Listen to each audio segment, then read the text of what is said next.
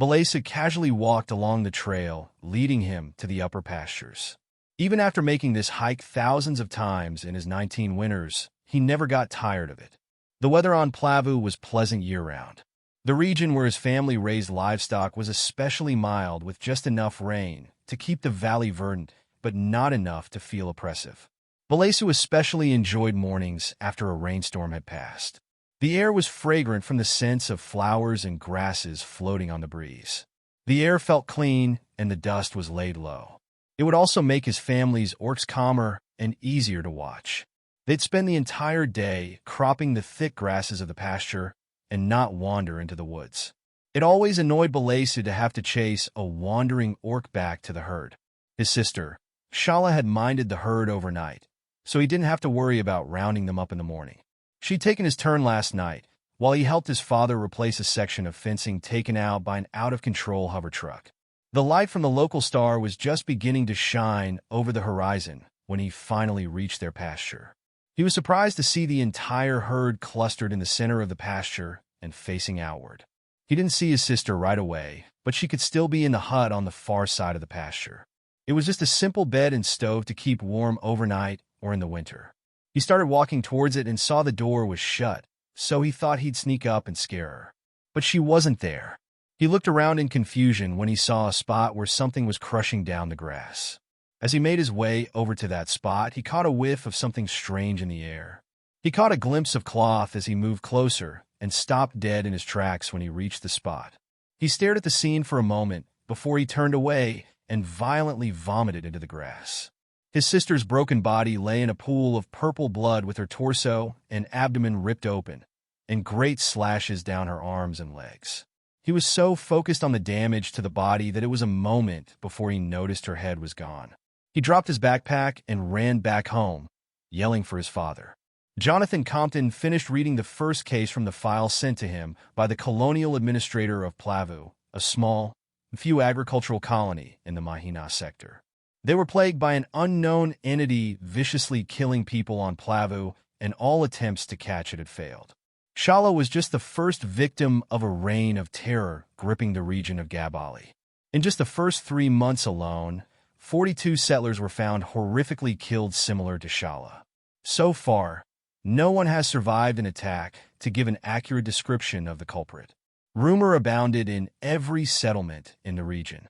It was an animal, it was a psycho killer, someone from another region, or even someone from another world. While alien visitors were infrequent, traders and scholars would come to visit. The colonial administrator had been given his name by one of the soldiers sent to hunt down the killer, but they failed. The soldier, one Corporal Samalki, recommended he get a human hunter and gave his name to the administrator. And so Compton reviewed the case to see if he wanted to investigate it. His reputation was such that he could pick and choose his jobs. He'd been a hunter since he was 5 years old.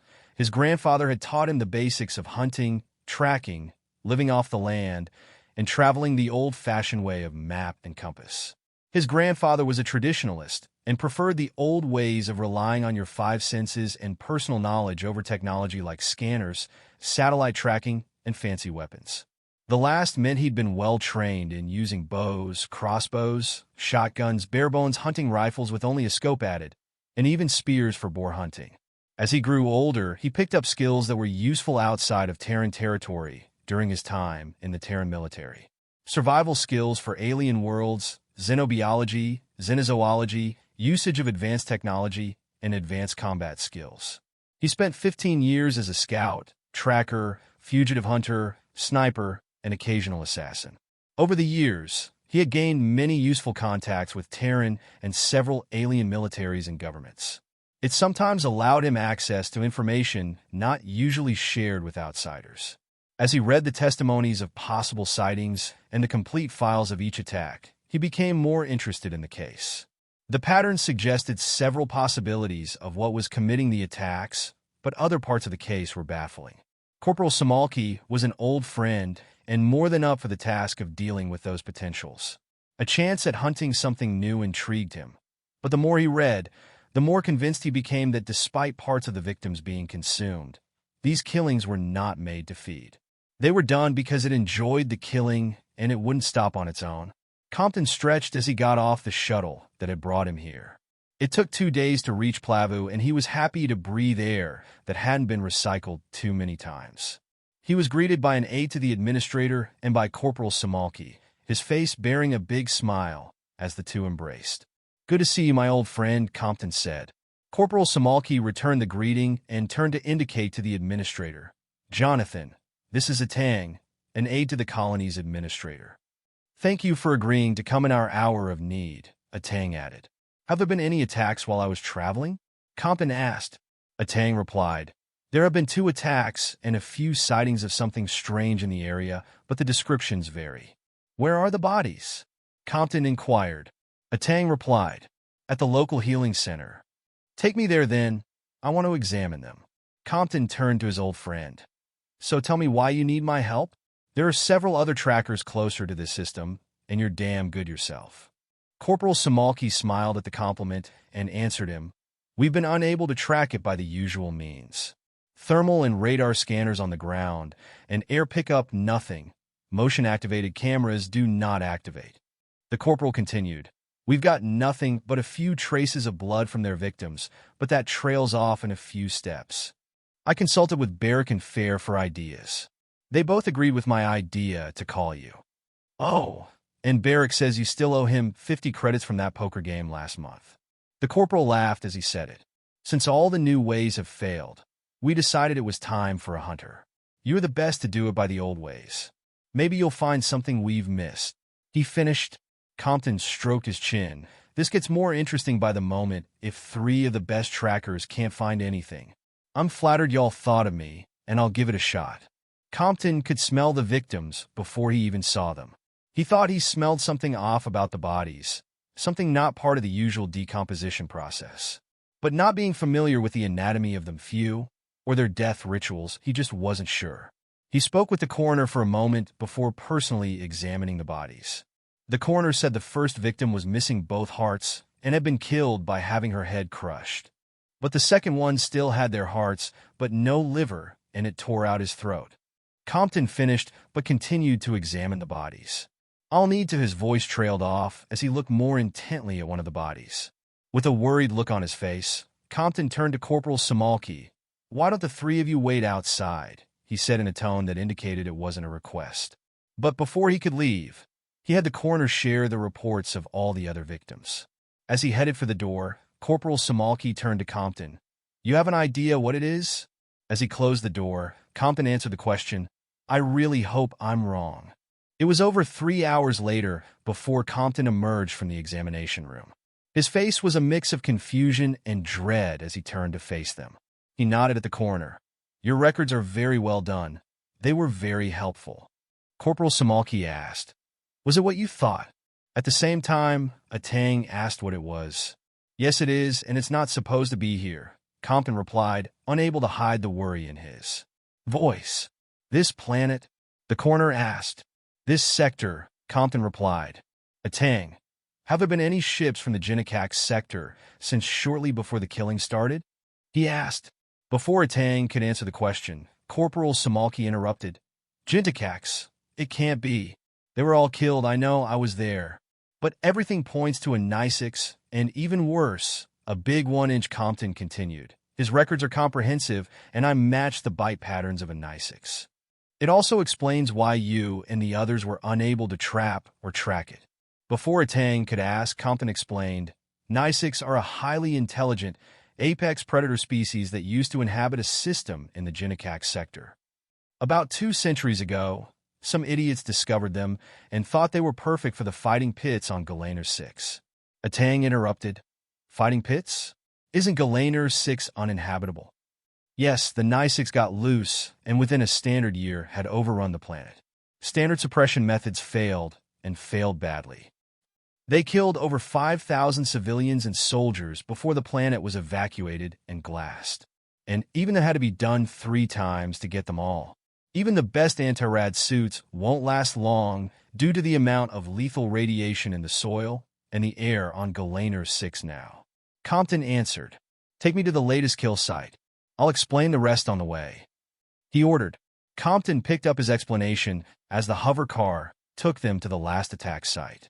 As I said before, the Nisix is a highly evolved apex predator that is smart, strong, and fast. They are usually solitary hunters except when they are raising their young. They are cold-blooded, which is probably why the thermals failed. They can manipulate electromagnetic fields around their body to detect other energy fields, like prey or danger. They can detect the sensors and either avoid them or use their ability to camouflage themselves. They can glide for a short distance, which might explain the lack of tracks leading to the attack. What do they look like? Atang asked. They're about 2 meters tall, 2 long arms that end in a 4-digit paw, and long claws. They have a smaller pair of appendages that have a membrane on the underside that could be extended like wings. But they can only glide with them, not actually fly.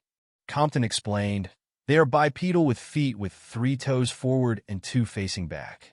They all end in a nasty talon that will easily gut an orc.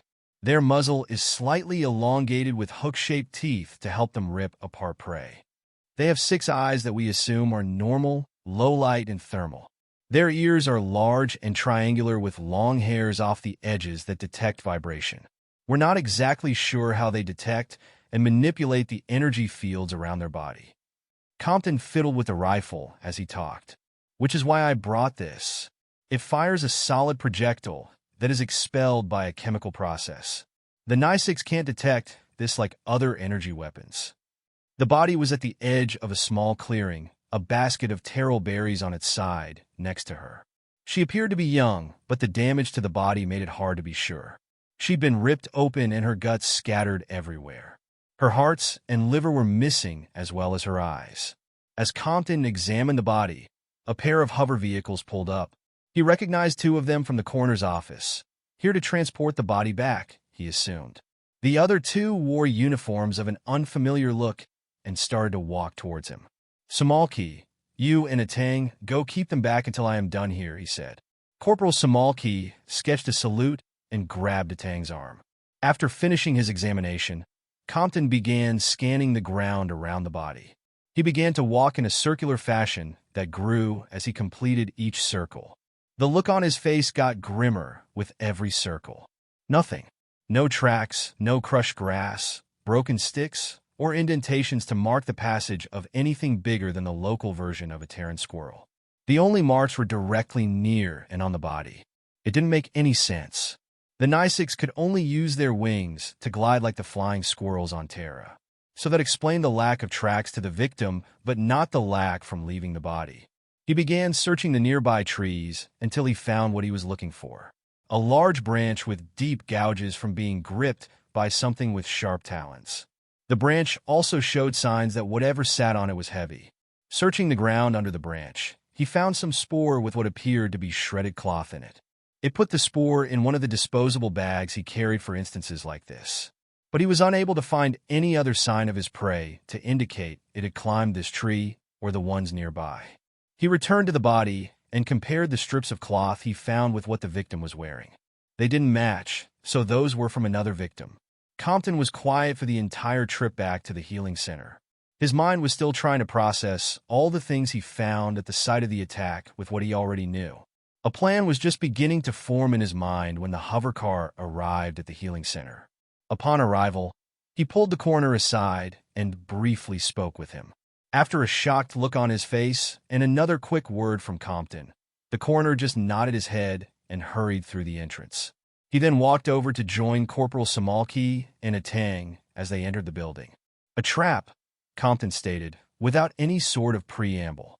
Atang's confused look, he explained, we're going to set a trap for the beast.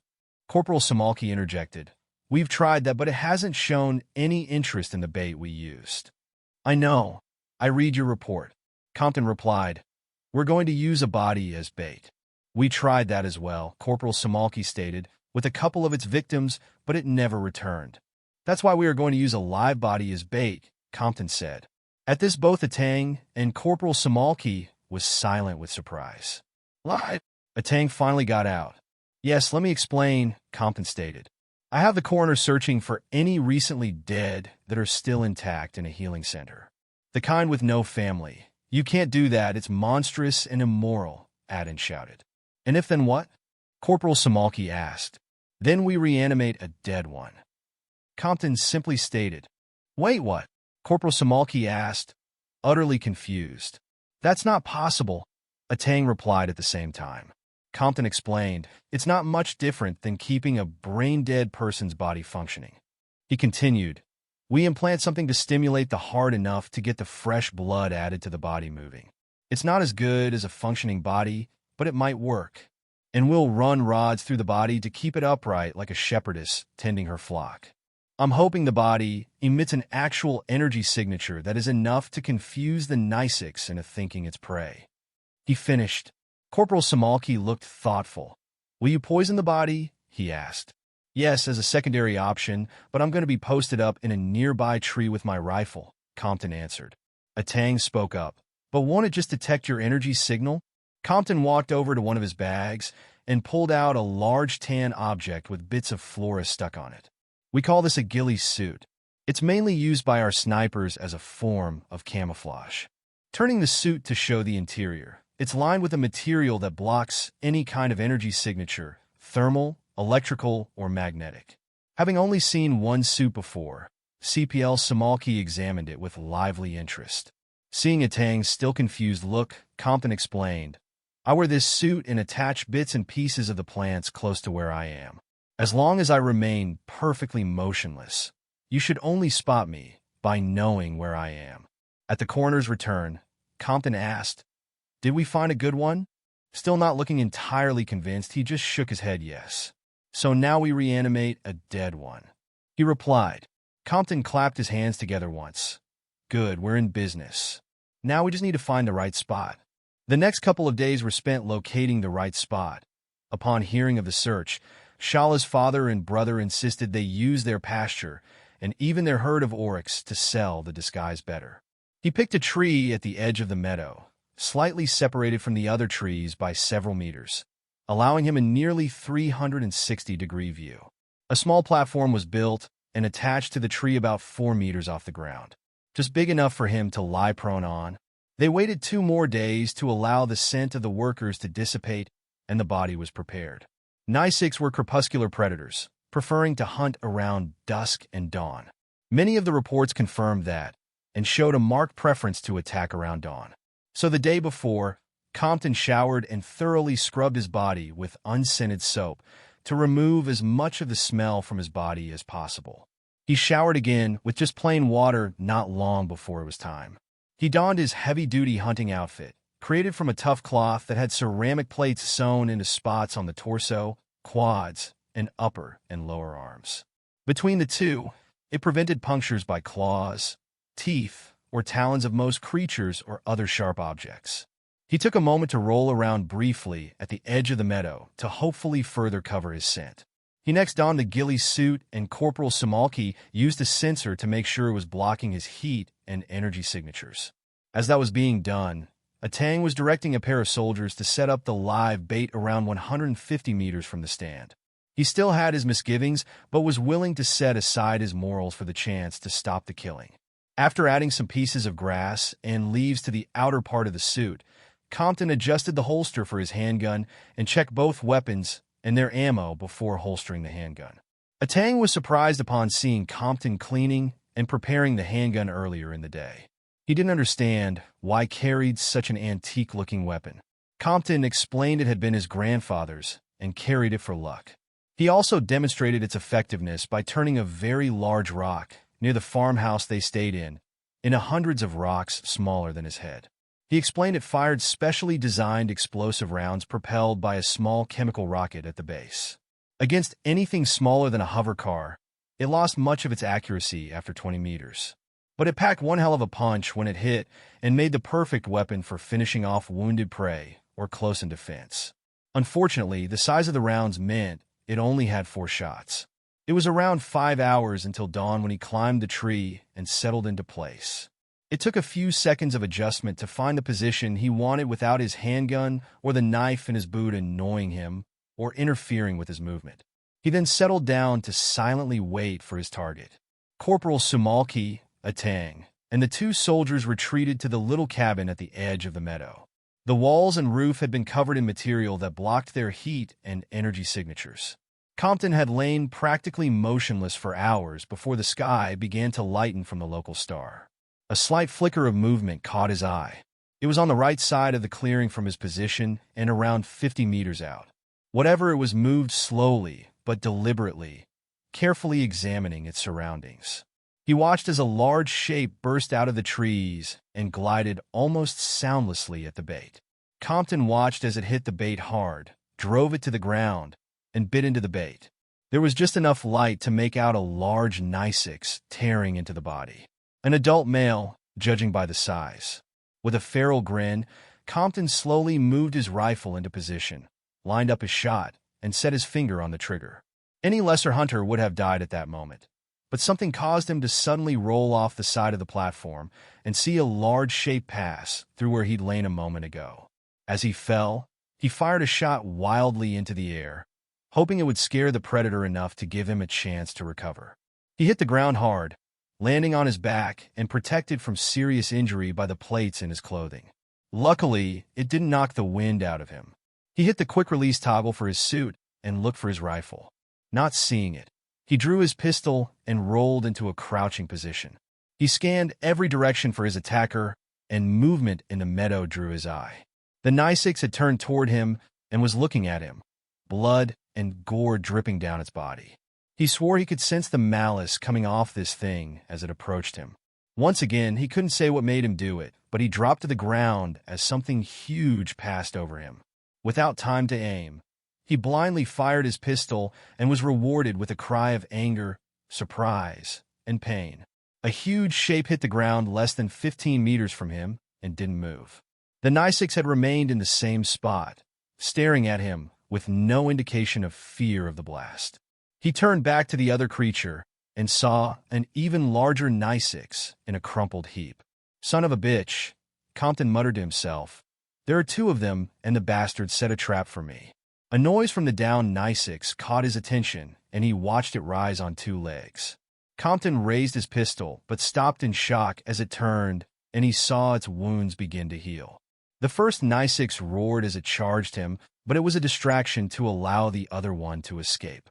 The sound of the door to the shelter being slammed open startled the charging Nicex.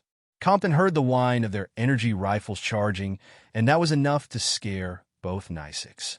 Once again, he got a nasty surprise as both Nicex flapped their secondary appendages and began to rise off the ground. The damn things could fly, not just glide, but actually fly. He was too shocked to even fire at them. Well, this isn't good, he muttered to himself.